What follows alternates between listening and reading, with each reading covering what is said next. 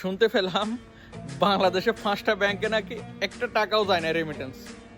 আলহামদুলিল্লাহ, আমরা সকল প্রবাসীরা যদি একমত থাকি, তারা আমাদের প্রবাসীদের দাবি দাওয়া মানতে 100% তারা বাধ্য। কারণ 1 মাস যদি আমরা প্রবাসীরা রেমিটেন্স দেশে না পাঠাই, দেশ কোথায় চলে যাবে সেটা তারা কল্পনাও করতে পারবে না। আমাদের রেমিটেন্স বাংলাদেশে অতি প্রয়োজনীয়, অতি গুরুত্ব। ভিডিওটা সবাই বেশি বেশি করে শেয়ার করে দিবেন। সকল প্রবাসী ভাইরা যতক্ষণ না আমাদের দাবি দেওয়া মানবে না, ততক্ষণ পর্যন্ত আমরা আমাদের রেমিটেন্স দেশে পাঠাবো না, মানে না, ফুল স্টপ।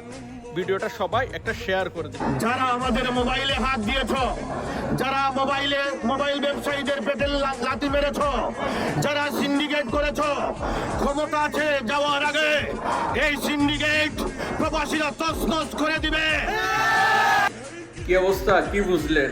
আমরা সকল প্রবাসীরা একমত, আমাদের রেমিটেন্স শাটডাউন মানে শাটডাউন। আমাদের একটাই কথা, যতক্ষণ না সরকার আমাদের দাবি মানবে না, ততদিন আমাদের রেমিটেন্স শাটডাউন থাকবে।